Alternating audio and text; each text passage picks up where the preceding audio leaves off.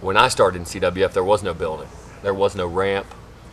There was no lighting rig. There was no a beautiful Tron to have videos played. It was the smallest building you've ever seen. And there was my first class with me and another guy I hadn't seen in 7 years, because I don't know where he is, and it doesn't matter. All I know is at one time the Gemini Kid was like a father to me, Coach Gemini. And he trained me. He took me from just a lifelong fan to living my dream. When I got my dream, when I achieved my dream, which is all of our dreams here, and I got a call after years of doing matches for them, and I got a call that I finally signed my WWE contract. That very next day, my world crumbled, and my mother was killed in a car accident. And a lot of people don't know that, but I never really got a chance to enjoy my dream. I was signed. I busted my tail down there, and of course everybody knows the history with me and Dolph Ziggler, and we were put together and we were a tag team. But I mean, let's face it. Look at Dolph Ziggler. He's one of the best professional wrestlers in the world. They didn't need him in a tag team. They knew he was going to go up. They knew Taryn Terrell, our manager, was going to go up. Who was left to fire? Me. I was a scapegoat. So I was fired. I was put on the indies. I went around with ROH, Dragon Gate, did great matches, never really tasted singles success. I was always kind of a tag team guy, always kind of a guy that everybody overlooked. Kind of gave a shot at maybe this ain't for me anymore, man. Maybe I'm getting too old. Maybe everybody's right. All the people that have overlooked me. I mean, I've never been big enough, and that's not. I never will be. I'll never choose to take those performance enhancers.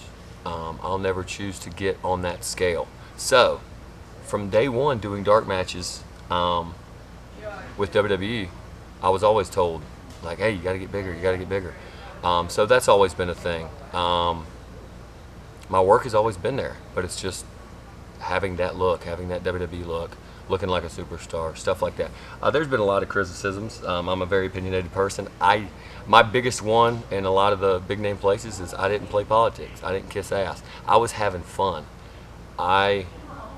Maybe meeting Dolph Ziggler was the worst thing I could have done. Who knows? But I know that when I got fired, one person picked up the phone to call me. And one person is still my friend to this day. And that right there means the world to me. A lot of people, when you get fired, while you're with them, you're of use to them. When you get fired, you're not. And a lot of people don't realize that until it's gone. But yeah, those are the criticisms. I'm an opinionated person. I don't kiss ass. I never have. I just let my work speak for itself, and sometimes that's bad, because sometimes, hey, you gotta have that sucking up to go along with the work. So I always came back to CWF, even when I went to WWE, even when I went to ROH, Dragon Gate, whatever. Always came back, but I never got a chance to taste singles gold here. I was a tag team champion early on. I helped Ric keep the Mid-Atlantic Championship multiple times, but I never had a chance to hold it myself. And that was my main goal, and still is my main goal, and drives me to this day.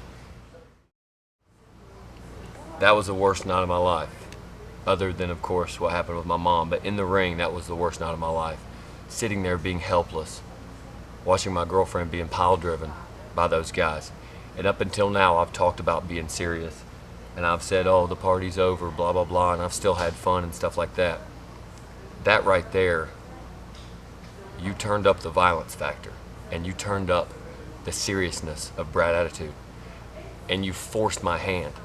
Now I can't come out and have fun and smile and do the fans and do all that mess. I just have to come gunning for you guys. And unfortunately, you did that yourself by putting Amy's head between your legs and driving her neck in the mat. I don't care what you do to me. I put myself in harm's way every night I work. It's fine. I'll always heal. I do. Until I don't, and then one day I'll retire. That's fine. But what you did to my girlfriend is reprehensible. And I will not stand for it. And come October 18th, Roy Wilkins, Gemini Kid, Walter Eaton, whoever else wants to get in my way, the All-Stars will be no more. CWF has always been home to me. And this place is what wrestling's about. Everybody here busts their tail to put on the best show for however many fans are in this building. And a lot of people don't know how special this building is and how good the wrestling is here.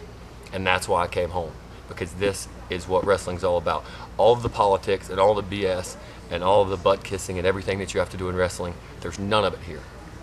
It's all about how good of a wrestler you are and proving yourself.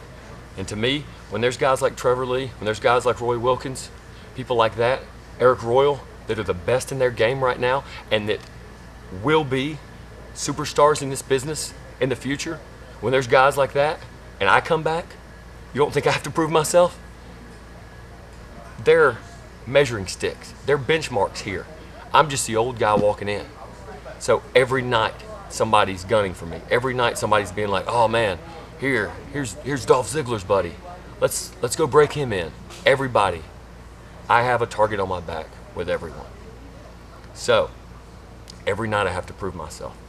And Roy Wilkins, I don't know when it'll be, but I will prove myself against you, and I will finally get what I deserve, and that's the CWF Mid-Atlantic Heavyweight Championship.